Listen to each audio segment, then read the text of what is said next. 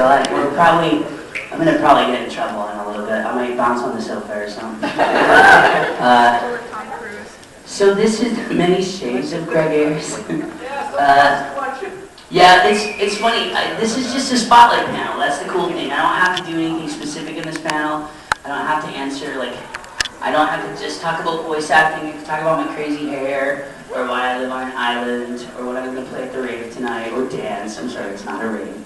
It's a rave. It's a rave. There are glow sticks, so it'll be fun. I'm out of breath. I sound like... Oh, I can't say that. This is the daytime. I already did all those things. How many of y'all were at the 18 and Up panel last night? So funny. Oh my god. I went back to my room and I was like, wow, did that really just happen? And then I went to Uncle Jenna's story time and they defiled my teddy bear that I sleep with. So my teddy bear is still recovering.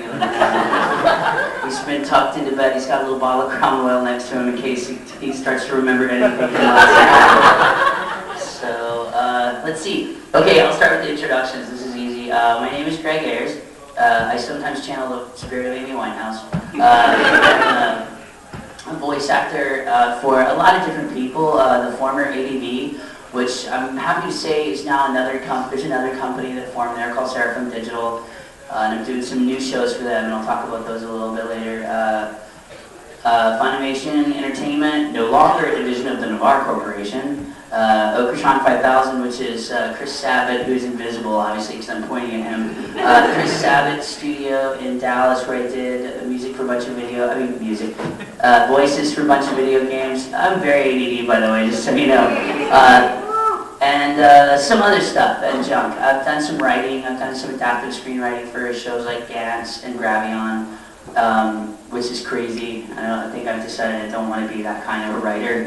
And I also have been a DJ for 28 years, which is something that not a lot of people know. They just know I throw parties at conventions. But yeah, I've been doing that for a long time. And this last year, I've been doing some non-con related music stuff, which I was just telling somebody in the hall, I actually like the cattier crowd a lot more than the too cool for school crowd. So you guys are always more fun. So yeah, that was the tough part. Now I just get to let y'all ask questions and I can take a nap. No, I'm kidding. Yes, your audience on microphone. You can talk into a microphone. You can be a voice actor for the day. First, I wanted to say, after last year when you said that you were part of Magicano, I went out and bought it. It was amazing.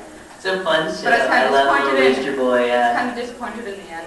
Yeah, a lot of shows are like that. You never have any control over the end of a show, so. Okay, but I wanted to ask, how many different colors have you had your hair? Oh, I've lost count. I was the first person to ever get kicked out of my junior high school for dyeing my hair. Somebody actually was like, oh, so you got the idea from Moron High School Hood Club. I'm like, oh, I did this at 13. I'm way above the Hitachis. Like, I'm way out in front of them. But I was always a little punk rock kid. I was a little skater, and so that was the thing back at that time, and nobody had blue hair then. And so I made the mistake of dyeing my hair a color that I will never ever dye it again. I dyed it green. Oh. Okay, so when you dye your hair green, you can't ever wear red because you look like an epic Christmas tree. So that's really bad. So and then when it fades, it turns into this weird grass green, which is horrible. Yeah, it doesn't look good. And I got suspended on the last day of school, which to a bad kid, you mean I get to get home early? And it's funny because I even had people who are like, if you ever want to be taken seriously, you're gonna have to have normal hair, and you can't be foolish like this. I'm like, I don't want to be taken seriously. So I'm proving them all wrong right now. So I like that. But I did this up through my teen years until I was professionally a DJ all through while I was in college, and then I started working real jobs when I was in my 20s, 23, 24, something like that. And then the last job I had before I started doing this full time, I worked at a law firm. You want to talk about a soul-sucking job. And the other thing is I had to dress up and look conservative, which is stupid, but proved you can dress anybody up to look like anything you want, because I looked like a little banker. And then as soon as I left, I didn't leave, we all got laid off. I can't say the name of the giant client that we were in trouble for, but I can say they were a giant oil and gas firm, and their name rhymed with Wenlon, so you do the math there. But since they were one of our biggest outside clients, the law firm scaled down. And the funny thing is, I was already doing so much anime. I was taking all my vacation time to work on Sayuki because it was the first big show I got to work on. And I had gone to my boss and I was like, look, you don't have to say yes, but I might quit my job if you say no. I was like, I got a chance to do something I've always wanted to do. I think it's really cool thing that it's a once in a lifetime thing, and either you can let me do it or I'll make my own decision as to what to do.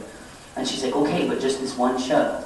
Well, that's not the way things work in anime. Like sometimes you have no work and sometimes you're working on 15 shows at once. And you just have no control of that. Well, so when the auditions for Full Metal Panic came up, I'm like, yeah, I want to be Full Metal Panic. So by the time I was done with it, I'd used all my vacation time. I was working on Sayuki, Full Metal Panic, Super Gals, Neoranga, and one other show. And I kept telling my boss, yeah, like this one show is taking a lot of time. So I was at the point where I was actually going to have to make, like I was waiting for my boss any day to just like, oh, well, you got to choose between your cool job and your money job. And I kind of already decided that the money is like not really important, but having a cool job is. And so luckily for me, I didn't have to make that choice. I was there the day everybody got laid off, and I was the only person, all these people around me, all these adults were like, and I was just sitting there like, well, mine's made up now. I got like paid a month's salary because I already got a new job. So, but I missed my office. I had an office on the 38th floor and all my action figures. People never knew what to make of my Akira action figures on the bookshelf. They're like, what is that? And all the Weird Wild things are action figures. So. But yeah, and then so after the law firm, my hair just went crazy, and it's never ever been the normal color since. But it's funny because people get mad when I shave. Like I reboot my hair every year. I tell people that. People never believe me. I shave my head like bald once a year, and then just let all my hair grow out so I can abuse it again and have fun with it. Because you can't just keep doing it to your hair. Look at Madonna, you'll have hair like her if you don't stop. So yeah, nobody thinks that's pretty. So so I reboot my hair and people get twisted when they find out I'm just shaving my head. Like, oh, you can't shave your head. I'm like, okay, I'm not a bag of hair, first of all. If I did my hair punk rock because you wanted it that way, it's not very punk rock, is it? So I shave it once in a while. I'm really mad because it's going great in one spot but not everywhere, and that's limited edition hair. I want that Sean Connery perfect salt and pepper hair. And you know what sucks? I found out that's a toupee. It's not even his real hair. That made me so mad. I was like, here's this hair I've been shooting for years and it's not even real. But so I'm adding right now, I have two-toned, I'm blood red in the back and on the sides, and then it's called Fatal Fuchsia on top. So I'm adding more Fatal Fuchsia tonight before the dance, so hopefully I'll sweat red during the dance. That's funny. And my pillow already looks like somebody's had their throat cut on it. I apologize to the people in the Delta, like, oh, this comes out with bleach, I swear to God. So yeah, but I've really lost count. I tell people my natural hair color is purple because it's purple more than any other color. Like it's usually that's kind of a default color, like deep royal purple and indigo, like those two colors like more than anything. But yeah, I've lost count. There's a con that tried to convince me into like for their charity auction letting someone pick my hair color. I'm like, no. That might be cute, but I have to walk around with that on my head, so no. Hey, honey, senpai. So, what a big piece of time you have. But, so yeah, that's it. I don't know. The answer to that question is I don't know. That's a long, rambly version of I don't know, but, yeah. Thanks. Thank you. Who's got another question? Yes, jumping up and down, please. It's going to take a long way around it.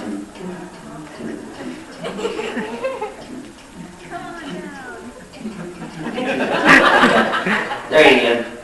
How does the audition process go for you? Oh, awesome. And is there ever a character that you've done a best audition you could for you really wanted but never got? Oh yeah, here's the thing about acting that like actors are never going to be honest with you about.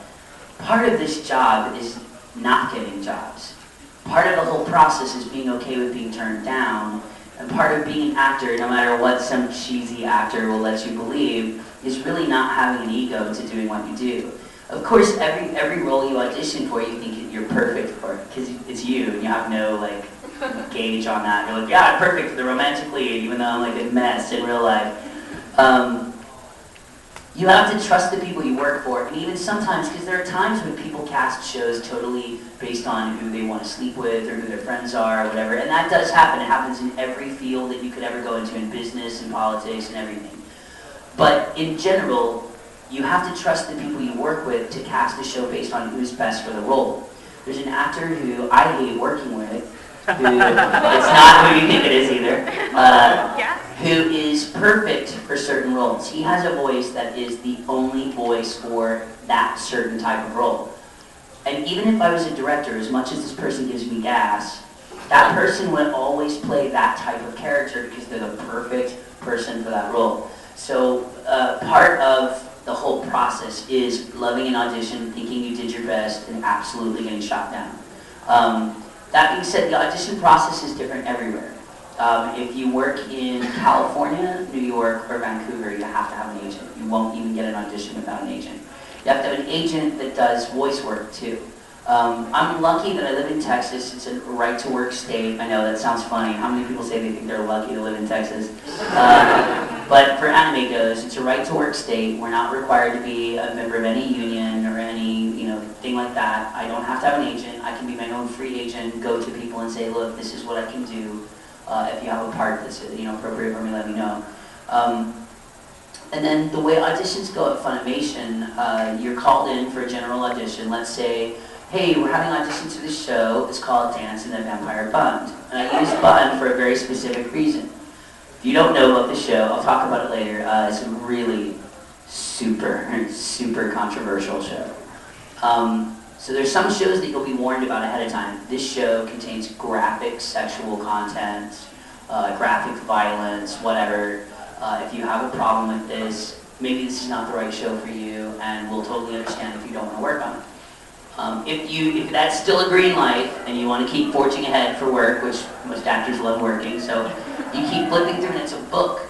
And there are characters. They're not always divided, boys and girls. Sometimes you have to try to figure out, because it's anime. Like sometimes the boys look a little like girls, and it goes back and forth. So there's usually a picture of the character and a description of the character, and then like 6 lines. You have no reference for where these 6 lines take place. Sometimes, and there will be like the name, the line, and then any direction. And the direction be, called out as if scared or whatever. But you really don't know what's going on in the scene, so you really have to read through it and kind of, rationale why this character would be saying this. And then you step into a booth, you record your name, you're like, this is Greg Ayres reading the part of Hiko, or Hikosaka in, Dance in the Vampire Bund. And then you read those 4 lines. You read, those 4, 5, 6 lines sometimes. And usually what the director is looking for, unless you're somebody like Colleen Clinkenbeard who just knocks it out of the park on your first try, somebody like Monica Rial, it's just that good. Usually what they want to hear is if you can take direction. And they'll tell you, well, okay, on this line, I need it to be smarmy. Like, ooh, smarmy, okay. Yeah, okay, I think I can be a little smarmy. And then they see how well you take direction. And then, at the end of the day, like for Negima, perfect example, they auditioned so many women for the role of Negi because it was so vocally demanding as far as the high pitch. But at the end of the day, I was the only one that sounded like a little boy. Like, as scratchy as my voice was, I was the only one that really sounded like a little boy, which if you listen to it in Japanese, it sounds like a grown woman. So, and no offense, but I mean, she was a grown woman. She was absolutely a grown woman. So it's based on those things, and as much as I probably, in fact, I almost didn't audition for Negima because Beck was about to audition. And there was no other show I wanted to work on other than Beck. Like, and if I had to give up 2 leads and 2 other shows to work on Beck, and I didn't even really care who I played in Beck, I just wanted to be in Beck. I love the game! Yes, nothing says Daddy didn't pay enough attention to me like a guy that screams memes in a hallway. Just saying.